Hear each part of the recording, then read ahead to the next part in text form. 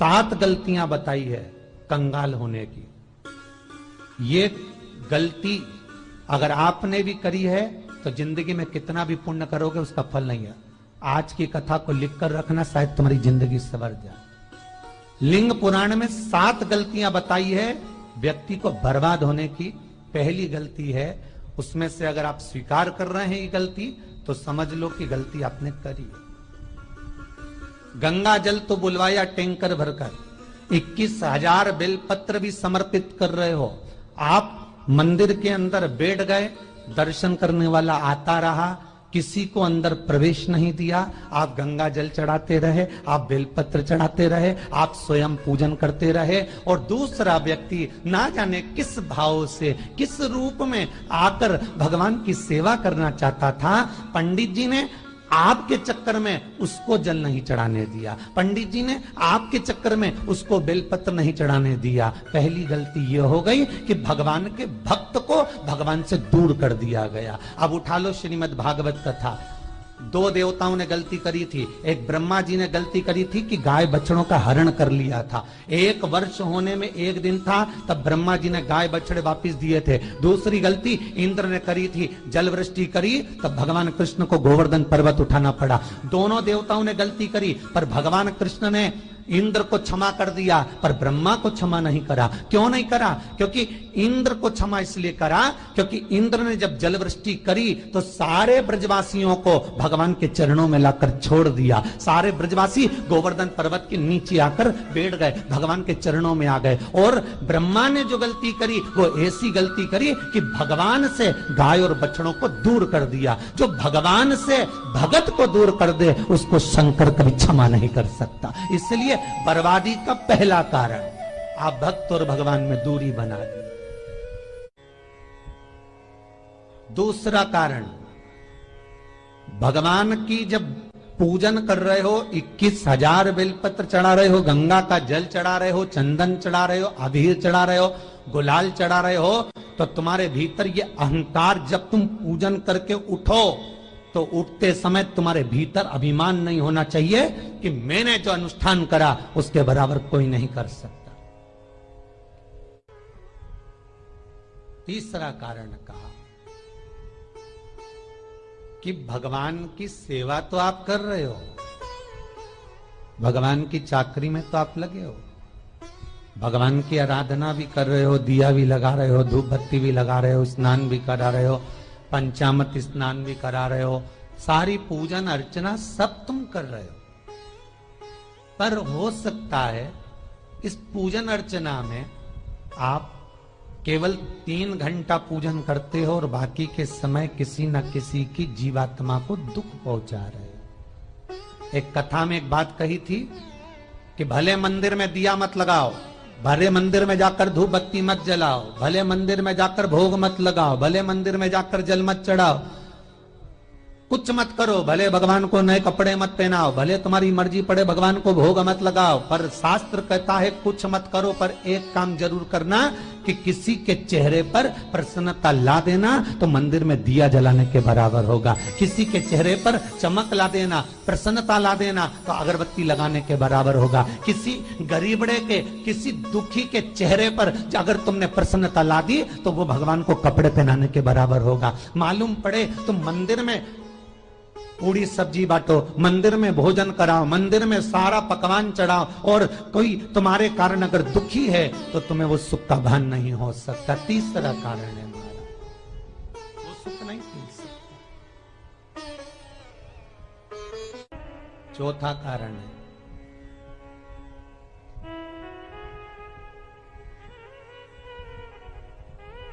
महाराज, जिस मंत्र को पढ़ा जा रहा है, जिस मंत्र का स्मरण किया जा रहा है,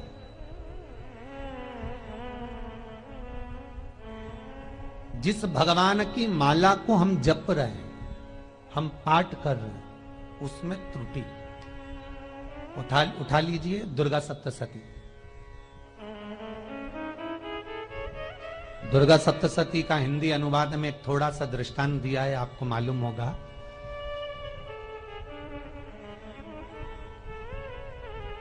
एक जजमान सप्तशती का पाठ कराते थे नवरात्रे में। नवरात्रे पूरे होते थे और उनकी पत्नी मर जाती थी। सप्तशती के अंदर लिखा है, बहुत ध्यान से सुनिएगा।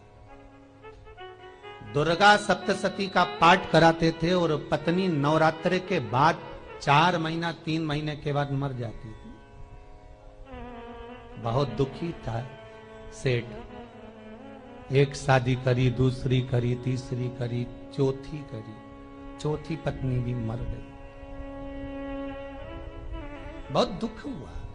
आज वो गुरुजी के पास चले गया, गुरुदेव, गुरुजी, गुरुदेव, गुरुदेव। गुरुजी बोले क्या हो गया? सेठ जी बहुत दिनों के बाद आ रहे हो, क्या बात है गुरुदेव? मेरे को एक बात समझ में नहीं आती कि मैं नवरात्रे में सप्तशती का पाठ कराता हूं, देवी जी का यज्ञ करवाता हूं, माता रानी को चूनर पहनाता हूं, उनको सुंदर बिछुड़ी, पायल, चुनरी सब पहनाता हूं, कन्याओं का भोजन करवाता हूं, भंडारा करवाता हूं, जवारे बोता हूं, अखंड ज्योत लगाता हूं, पर नवरात्रि जैसी पूरी होती है उसके 2 महीने 3 महीने बाद मेरी पत्नी क्यों मर जाती है? 4 पत्नियां मेरी मर चुकी हैं, 5वीं मैंने शादी करी है। गुरुदेव आप कृपा करिएगा, कुछ तो बता दीजिए, कुछ करुणा कर दीजिए।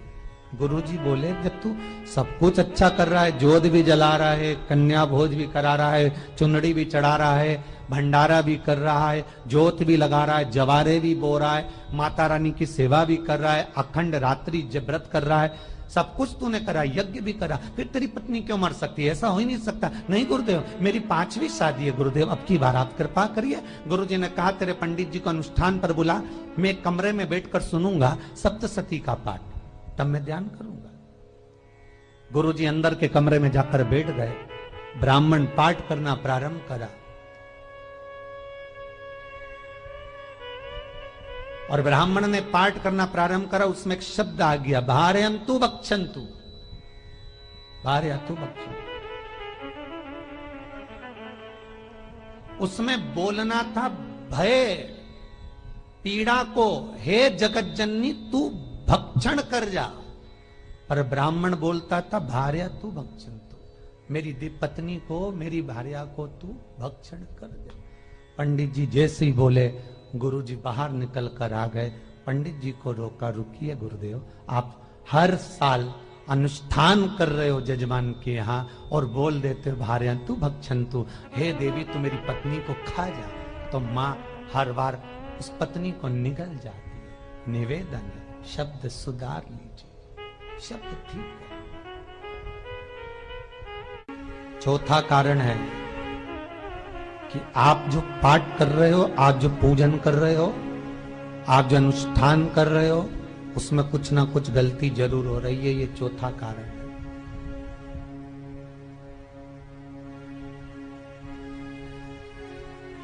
एक बार पूरे घर के लोगों को बिठाओ, अपने घर के लोगों को, मम्मी से पूछना, मम्मी तुम कौन कौन सा पाठ करती हो?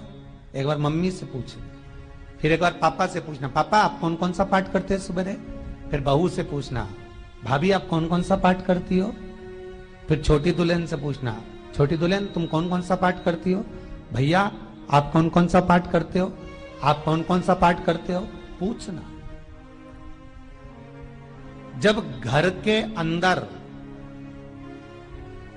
बड़ी बहू अलग तरह का पाठ कर रही है, छोटी बहू अलग तरह का पाठ कर रही है, मंजली बहू अलग तरह का पाठ कर रही है, माँ अलग तरह का पाठ कर रही है, पति अलग तरह का पाठ कर रहा है, तो उसका जो प्रभाव है, कौन सी चीज कहां टकरा रही है, जिसके कारण घर में रोग इतना है कि कोई सही होने वाला ही नहीं है।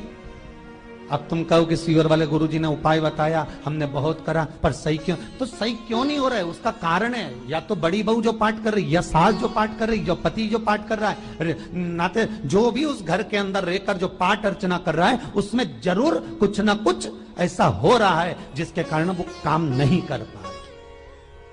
उसमें कुछ ना कुछ गलती हो रही है जिसको तुम समझ नहीं पा रहे, जिसको तुम अपने आप को बहुत विचार करते हो कि मेरे बराबर कोई नहीं कर सकता, मैं शंकर की भगत, मैं राम की भगत, मैं कृष्ण की भगत, मैं जो करती हूँ बहुत अच्छा करती हूँ, मैंने जो किया बहुत अच्छा करा। पर हो सकता है उसी कारण आपको दुख झेलना पड़ रहा,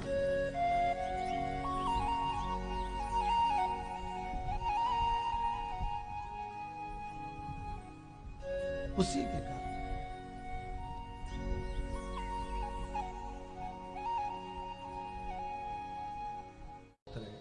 महाराज, हमने जो दान किया, हमने जो पुण्य किया, हमने जो सत्कर्म किया, वो किस जगह पर लगा?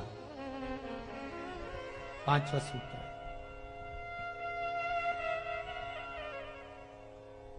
जो आप दान कर रहे हो, जो आप पुण्य कर रहे हो, सत्कर्म कर रहे हो, वो किस जगह पर लगा? ये पांचवा सूत्र। फिर निवेदन करेंगे, गाय, बेटी और लक्ष्मी 50 बार विचार करना, तब किसी को देना। बेटी किसी ऐसे को मत ब्याह देना जो जुआ खेलता हो, मदिरापान करता हो, मांसाहार करता हो, वेश्यावृत्ति करता हो। वो बेटी का सम्मान नहीं करेगा। बेटी रोएगी तो कन्यादान करने वाले को रोना पड़ेगा। दूसरे नंबर पर गौ माता, गाय ऐसे ब्राह्मण को दान मत देना कि ब्राह्मण के घर में खुद रहने की जगह नहीं और गाय को ले जाकर तुमने दे दिया और उस ब्राह्मण ने जब तक दूध दिया बांध कर रखा, एक तगाड़ी बाल्टी साड़ी के चक्कर में ले लिया, सोने के सींग के चक्कर में ले लिया और बाद में वही गाय कसाई के हाथ में बिक गई और कसाई ने काटा तो बद्दुआ तुमको लगी। बेटी, गाय और लक्ष्मी, पैसा भी किसी ऐसे भिखारी के कटोरे में मत दान देना कि जिसने ले जाकर मदिरापान में लगा दिया, जुए में लगा दिया, वैश्यावृत्ति में लगा दिया। अगर जिस भिखारी के कटोरे में पैसा दिया उसने शाम को ले जाकर मदिरापान में, जुए में लगा दिया, तो लक्ष्मी रोती है कि तूने मुझे गलत जगह पर दिया है, इसलिए अब तुझे रोना पड़ेगा। तब व्यक्ति को रोना पड़ता है, फिर व्यक्ति रोता है। गाय, बेटी और लक्ष्मी 50 बार विचार करो, क्या सही जगह पर दे रहे हो? और अच्छी जगह पर दोगे तो संपदा भी बढ़ती है, सुख आता है। अगर बेटी सुखी रहेगी तो मायके के लोग सुखी रहेंगे, गौ माता सुखी रहेगी तो संसार सुखी रहेगा। और आपने जो धन दिया, आपने जो पैसा दिया किसी भिखारी के कटोरे में, अगर उसने गलत जगह पर लगाया तो रोना तुमको पड़ेगा। किसी आजकल के भिक्षुकों को अगर रोटी दे दो तो लेते ही नहीं, आटा दो तो नहीं लेते।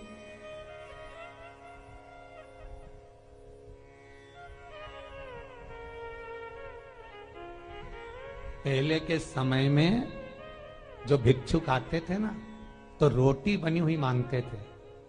बूढ़ी बूढ़ी माताएं जानती होंगी, चिमटा बजाकर, घुंघरू बजाकर कहते थे भोजन, तो 2 रोटी निकाल कर दे दी जाती थी घर से। लो बाबा, तो माता इतना प्रेम रखती थी, केवल रोटी नहीं देती थी, बाबा बैठो हम सब्जी लाकर देते। इतना प्रेम था बुजुर्ग माताओं का, बैठो। और आज के जमाने में अगर रोटी दे दो तो फेंक दे नली में ले जाके, पैसा चाहिए। क्यों? शाम को पीने के लिए चाहिए ना, मदिरा पान के लिए, मांसाहार के लिए, जुए के लिए, वैश्यावृत्ति के लिए धन चाहिए।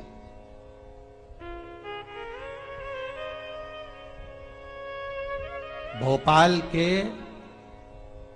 और इंदौर के, इंदौर का राजवाड़ा चौराया और भोपाल का लाल घाटी चौराया, इन दोनों चौराहे पर इतने से बच्चे लोग भीख मांगते हैं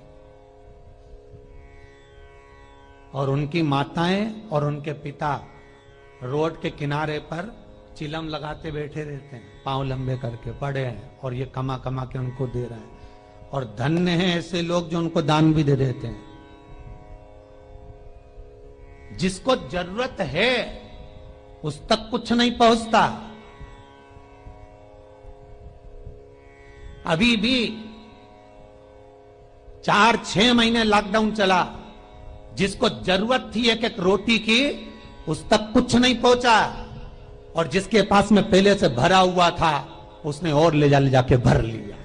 जिसको जरूरत थी उस तक नहीं पहुंचा। अभी ठंड आ रही है, बहुत सारी संस्थाएं कंबल बांटेगी, रेलवे स्टेशन पे लोगों को कम्बल उड़ा रहे हैं, कोई सो रहा है जमीन पर उसको कम्बल उड़ा रहे हैं, बस स्टैंड पे चले गए कोई रोड पे सो रहा है कम्बल उड़ा रहा है, तो इतना बड़ा नाम चलेगा कि उनने कम्बल उड़ाए, कम्बल उड़ाए, कम्बल उड़ाए। और वो कम्बल जिसको उड़ाया वो दूसरे दिन जाकर कपड़े की दुकान पर बेच के आ गया, 200 रुपए लिया है, रात को पीकर फिर सो गया, क्योंकि फिर कहीं कहाँ आएगा, फिर उड़ा के चले जाएगा, क्योंकि इन्होंने तो ये करके रखा है कि नाम कमाना है तो कम्बल उड़ाए जाओ। जिसको जरूरत है वहां तक सामान नहीं पहुंचता भाई, जिसको जरूरत है वहां तक सामग्री नहीं पहुंचती भाई। आपने दिया और उन्होंने ले जाकर बेच दिया, और फिर सोचते हो कि मैंने तो पुण्य करा है। कई लोग कहते हैं मैंने दान करा, मेरे को इतना फल मिलेगा। काहे का दान करा? ऊपर तो जा, यमराज के डंडे पड़ेंगे।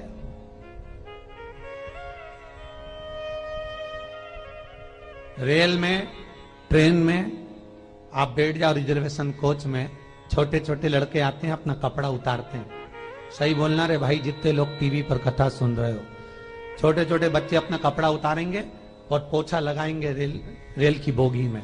जब गवर्नमेंट ने स्वीपर रख रखे हैं तो तुम्हें अंदर आने का किसने कहा? कौन ने कहा कि तुम अपना कपड़ा उतार के पोछा लगाओ?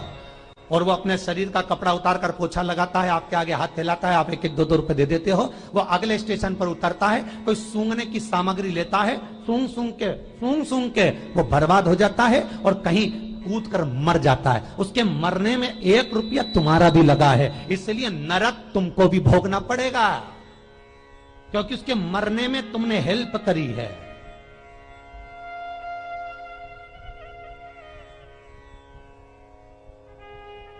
तुमने तो रुपया दिया था भोजन करने के लिए, उसने कोई सूंघने की सामग्री ले ली और सूंघ सूंघ के नशे में मर गया।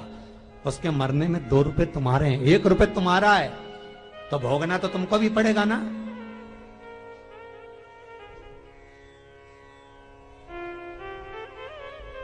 कहीं अच्छी जगह लगाओ, सत्कर्म की ओर लगाओ, तो सुख का आनंद कुछ और ही होगा,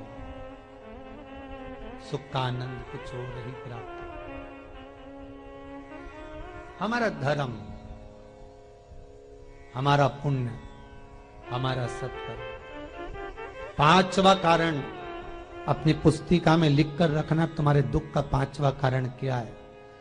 क्यों तुम करोड़पति से रोड़पति बन गए? तुम्हारे यहां पर 4-4, 5-5 गाड़ी थी, खूब वैभव था, खूब धन था, फैक्ट्रियां चल रही थी, सत्ताएं चल रही थी।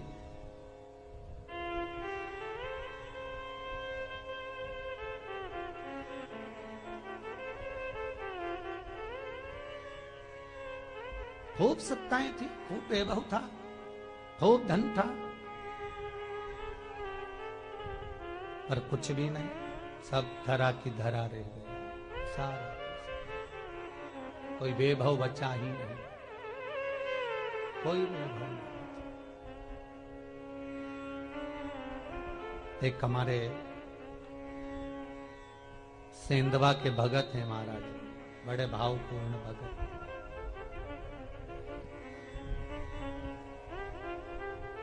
वो कहे गुरुजी हम बड़े दुखी हैं, बड़े कष्ट में। हमने कहा कष्ट का कारण कुछ ना कुछ जरूर होगा, दुख का कारण जरूर कुछ ना कुछ होता है। कहने लगे गुरुजी हमारी तो जीनिंग चलती थी, खूब फैक्ट्रियां चलती थी, इतना जीनिंग फैक्ट्रियां थी, इतना चलता था।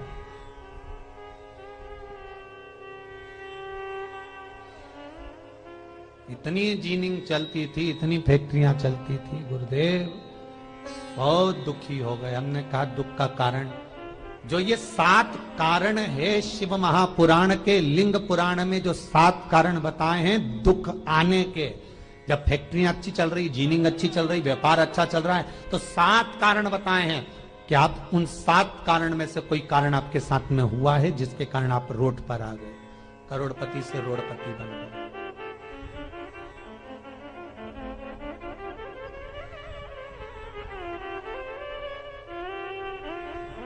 कभी कभी नगर में, गांव में सभी का व्यापार एक साथ समाप्त हो जाता है।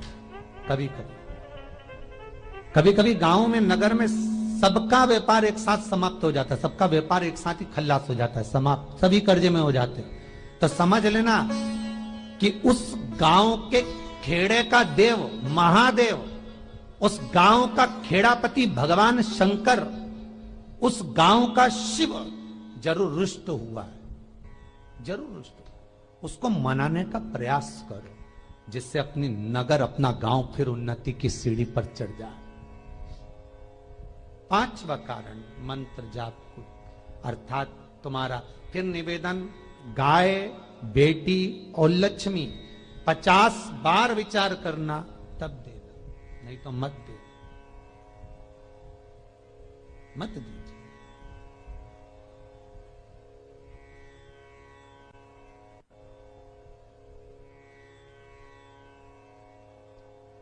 और महाराज भगवान शिव की कथा का छठा कारण बता, हमारे दुख का कारण छठा कारण,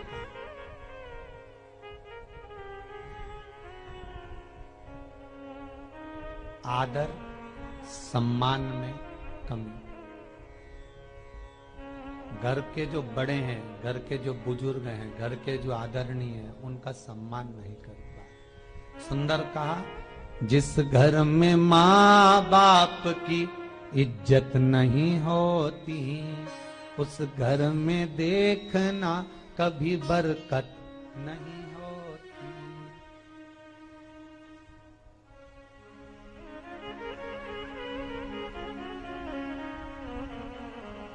छठा कारण है सम्मान, सत्कार, आदर ना हो। जब धन, सातवां कारण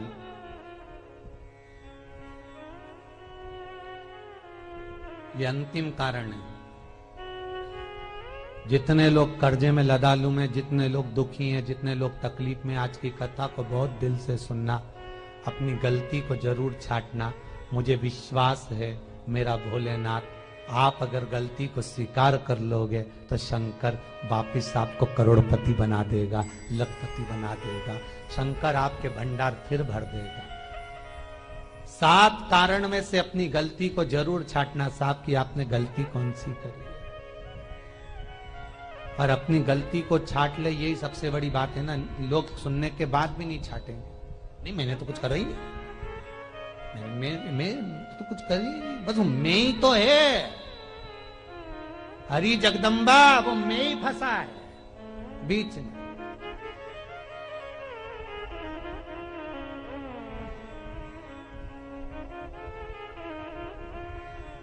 सातवां कारण महाराज, किसी का बेकार धन हमारे घर में आ जाए।